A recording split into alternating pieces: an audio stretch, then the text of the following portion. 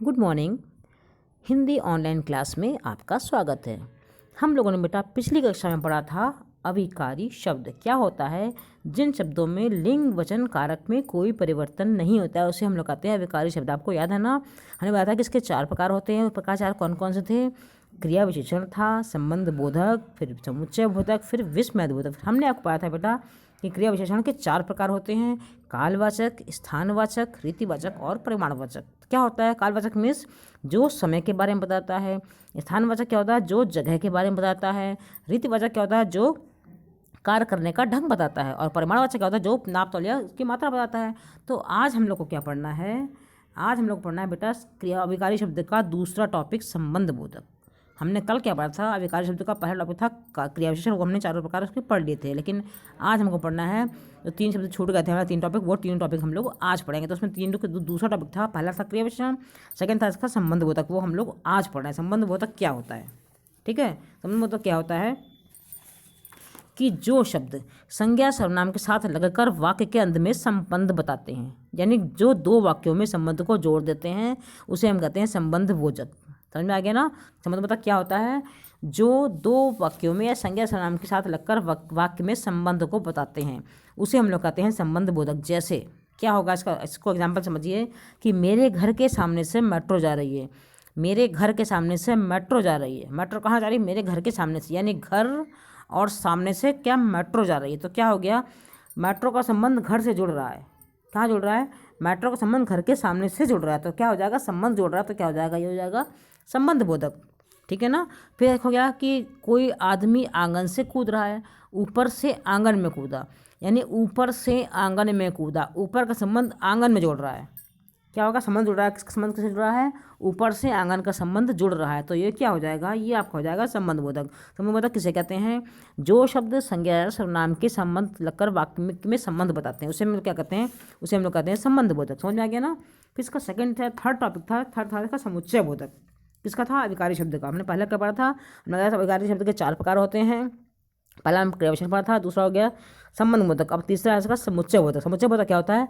जो शब्द और उपवाक्यों में जोड़ लेते हैं, 2 शब्द जो होते हैं शब्द संबंध वाक्य और शब्द में जोड़ते हैं, उसे कहते हैं समुच्चय बोधक। समुच्चय बोधक क्या होता है? यानी आप इसको बेटा योजक शब्द भी कह सकते हैं। योजक मीन्स होता है जोड़ना होता है ना। तो जो शब्द होते हैं 2 वाक्यों को आपस में जोड़ देते हैं, यानी वो वर्ड सिर्फ एक ही होता है।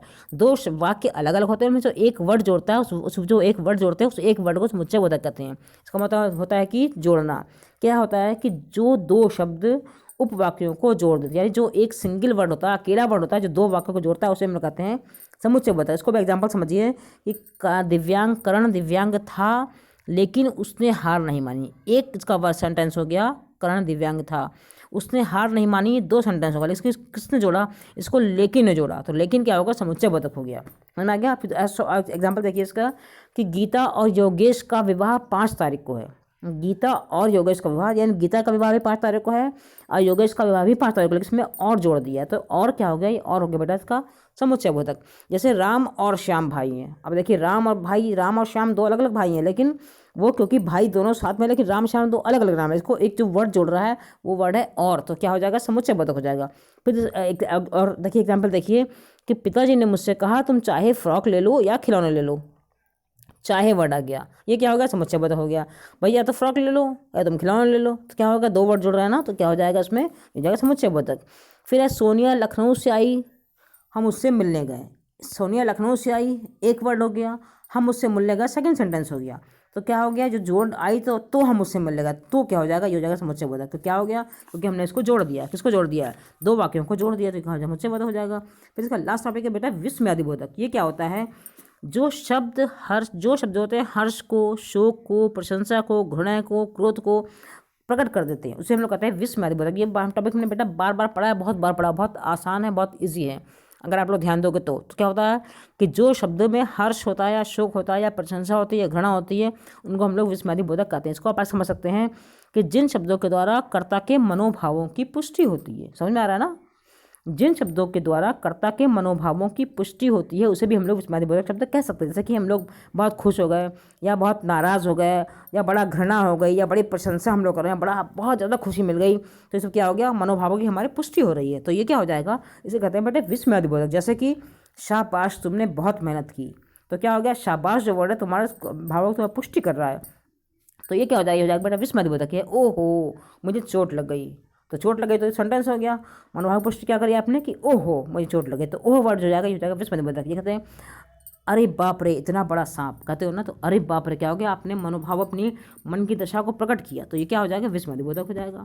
तो आज आपने क्या पढ़ा, आपने पढ़ लिया आज आपने पढ़ा अविकारी शब्द का पूरा चैप्टर पूरा आपका कंप्लीट हो गया। क्या पढ़ा आपने, अविकारी शब्द किसे कहते हैं, जिन शब्दों में लिंग वचन में कोई परिवर्तन नहीं होता उसे अविकारी शब्द कहते हैं। इसके प्रकार 4 प्रकार होते हैं, क्रिया विशेषण, संबंध बोधक, समुच्चय बोधक और विस्मयादिबोधक। हमारा क्रिया विशेषण क्या होता है, बताया था कि जो शब्द क्रिया के विशेषण आते हैं उसे हम लोग कहते हैं क्रिया विशेषण, बताया था हमने।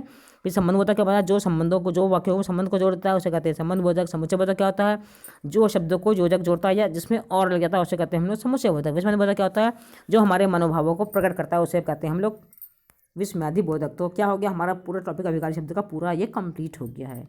अगर आपको अच्छा हुआ तो आप इसको लाइक करिएगा, ठीक है, बाय बाय।